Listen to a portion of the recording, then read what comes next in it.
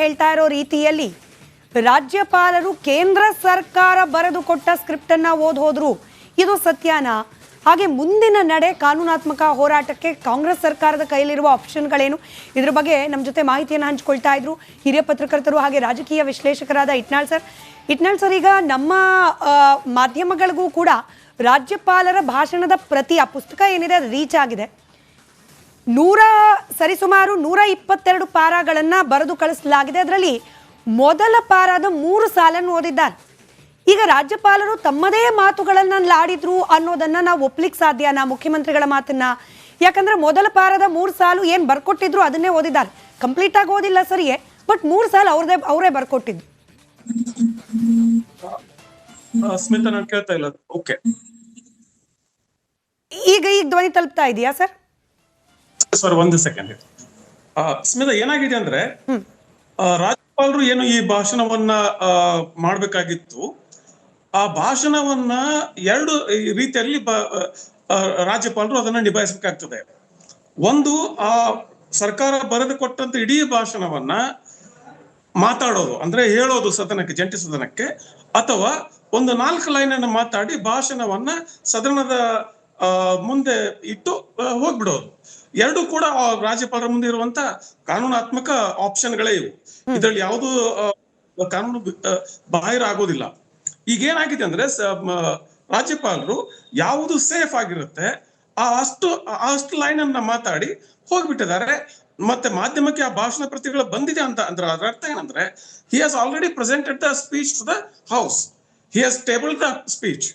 You can table the speech or you can present it orally. Both are valid.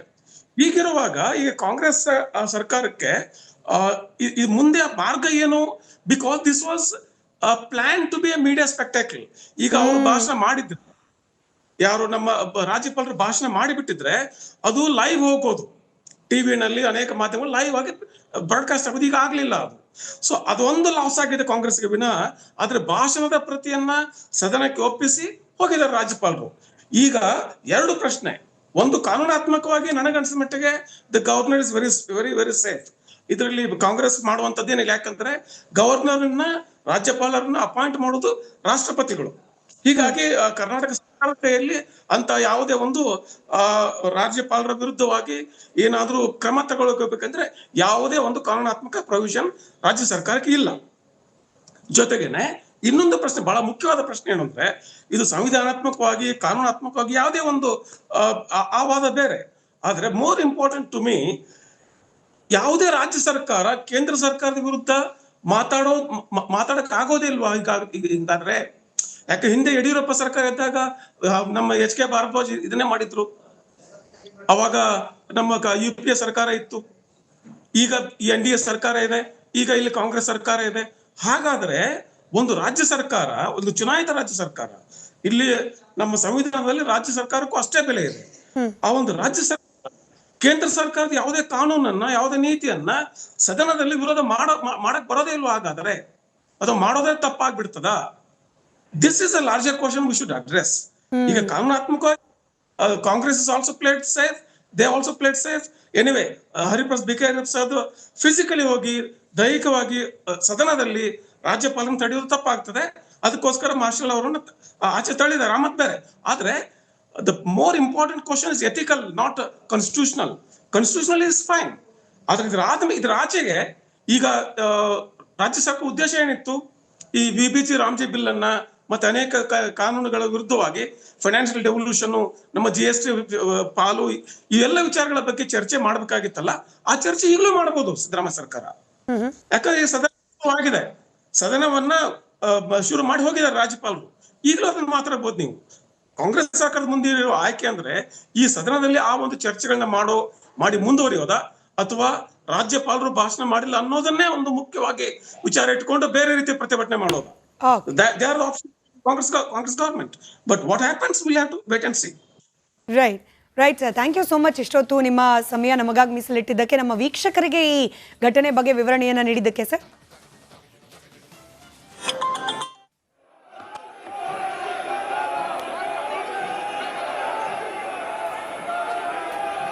ಹೇಳ್ತಾ ಇರೋ ರೀತಿಯಲ್ಲಿ ರಾಜ್ಯಪಾಲರು ಕೇಂದ್ರ ಸರ್ಕಾರ ಬರೆದುಕೊಟ್ಟ ಸ್ಕ್ರಿಪ್ಟ್ ಅನ್ನ ಓದ್ ಹೋದ್ರು, ಇದು ಸತ್ಯನಾ? ಹಾಗೆ ಮುಂದಿನ ನಡೆ ಕಾನೂನಾತ್ಮಕ ಹೋರಾಟಕ್ಕೆ ಕಾಂಗ್ರೆಸ್ ಸರ್ಕಾರದ ಕೈಲಿರುವ ಆಪ್ಷನ್ಗಳೇನು? ಇದ್ರ ಬಗ್ಗೆ ನಮ್ಮ ಜೊತೆ ಮಾಹಿತಿಯನ್ನು ಹಂಚಿಕೊಳ್ತಾ ಇದ್ರು ಹಿರಿಯ ಪತ್ರಕರ್ತರು ಹಾಗೆ ರಾಜಕೀಯ ವಿಶ್ಲೇಷಕರಾದ ಇಟ್ನಾಳ್ ಸರ್. ಈಗ ನಮ್ಮ ಮಾಧ್ಯಮಗಳಿಗೂ ಕೂಡ ರಾಜ್ಯಪಾಲರ ಭಾಷಣದ ಪ್ರತಿ, ಆ ಪುಸ್ತಕ ಏನಿದೆ ಅದು ರೀಚ್ ಆಗಿದೆ. ಸರಿಸುಮಾರು 122 ಪಾರಾಗಳನ್ನ ಬರೆದು ಕಳಿಸಲಾಗಿದೆ. ಅದರಲ್ಲಿ ಮೊದಲ ಪಾರಾದ 3 ಸಾಲನ್ನು ಓದಿದ್ದಾರೆ. ಈಗ ರಾಜ್ಯಪಾಲರು ತಮ್ಮದೇ ಮಾತುಗಳನ್ನಾಡಿದ್ರು ಅನ್ನೋದನ್ನ ನಾವು ಒಪ್ಲಿಕ್ಕೆ ಸಾಧ್ಯನಾ ಮುಖ್ಯಮಂತ್ರಿಗಳ ಮಾತನ್ನ?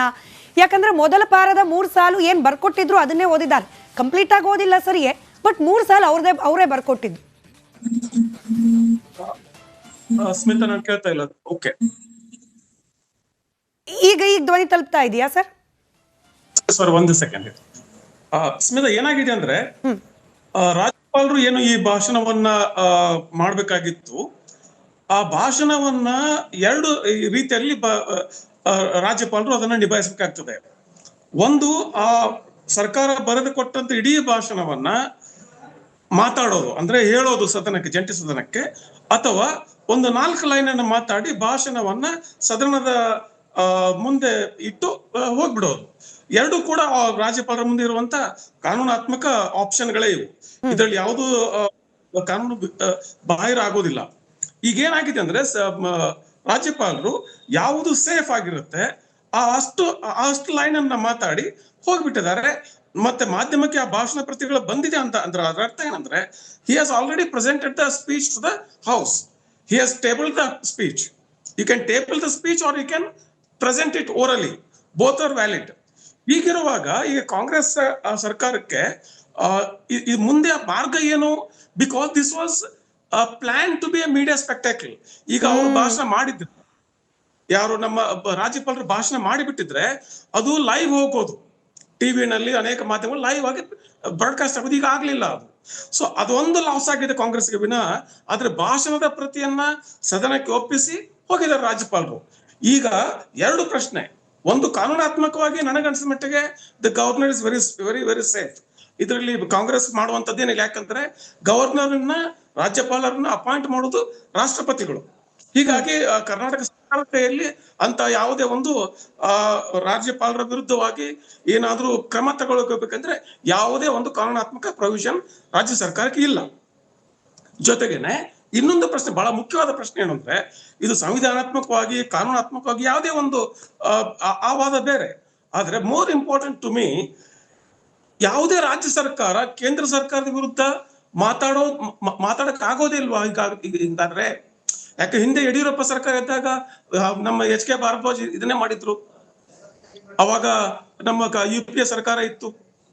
ಈಗ NDA ಸರ್ಕಾರ ಇದೆ. ಈಗ ಇಲ್ಲಿ ಕಾಂಗ್ರೆಸ್ ಸರ್ಕಾರ ಇದೆ. ಹಾಗಾದ್ರೆ ಒಂದು ರಾಜ್ಯ ಸರ್ಕಾರ, ಒಂದು ಚುನಾಯಿತ ರಾಜ್ಯ ಸರ್ಕಾರ, ಇಲ್ಲಿ ನಮ್ಮ ಸಂವಿಧಾನದಲ್ಲಿ ರಾಜ್ಯ ಸರ್ಕಾರಕ್ಕೂ ಅಷ್ಟೇ ಬೆಲೆ ಇದೆ. ಆ ಒಂದು ರಾಜ್ಯ ಸರ್ಕಾರ ಕೇಂದ್ರ ಸರ್ಕಾರದ ಯಾವುದೇ ಕಾನೂನನ್ನ, ಯಾವುದೇ ನೀತಿಯನ್ನ ಸದನದಲ್ಲಿ ವಿರೋಧ ಮಾಡಕ್ ಬರೋದೇ ಇಲ್ವಾ? ಹಾಗಾದ್ರೆ ಅದು ಮಾಡೋದೇ ತಪ್ಪಾಗ್ಬಿಡ್ತದ? This is a larger question we should address. ಈಗ ಕಾನೂನಾತ್ಮಕವಾಗಿ Congress is also played safe, they also played safe. Anyway, Hariprasad B K physically ಹೋಗಿ ದೈಹಿಕವಾಗಿ ಸದನದಲ್ಲಿ ರಾಜ್ಯಪಾಲನ ತಡೆಯೋದು ತಪ್ಪಾಗ್ತದೆ. ಅದಕ್ಕೋಸ್ಕರ ಮಾರ್ಷಲ್ ಅವರನ್ನು ಆಚೆ ತಳ್ಳಿದ್ದಾರೆ, ಮತ್ ಬೇರೆ. ಆದ್ರೆ the more important question is ethical, not constitutional. Constitutional is fine. ಆದ್ರೆ ಇದ್ರ ಆಚೆಗೆ ಈಗ ರಾಜ್ಯ ಸರ್ಕಾರ ಉದ್ದೇಶ ಏನಿತ್ತು?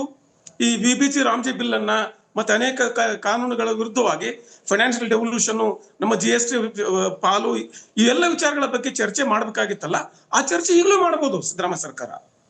ಯಾಕಂದ್ರೆ ಸದನ ಆಗಿದೆ, ಸದನವನ್ನ ಶುರು ಮಾಡಿ ಹೋಗಿದ್ದಾರೆ ರಾಜ್ಯಪಾಲರು. ಈಗಲೂ ಅದನ್ನ ಮಾತಾಡಬಹುದು. ನೀವು ಕಾಂಗ್ರೆಸ್ ಸರ್ಕಾರದ ಮುಂದೆ ಇರೋ ಆಯ್ಕೆ ಅಂದ್ರೆ ಈ ಸದನದಲ್ಲಿ ಆ ಒಂದು ಚರ್ಚೆಗಳನ್ನ ಮಾಡಿ ಮುಂದುವರಿಯೋದಾ, ಅಥವಾ ರಾಜ್ಯಪಾಲರು ಭಾಷಣ ಮಾಡಿಲ್ಲ ಅನ್ನೋದನ್ನೇ ಒಂದು ಮುಖ್ಯವಾಗಿ ವಿಚಾರ ಇಟ್ಕೊಂಡು ಬೇರೆ ರೀತಿ ಪ್ರತಿಭಟನೆ ಮಾಡೋದು? They are the option Congress government.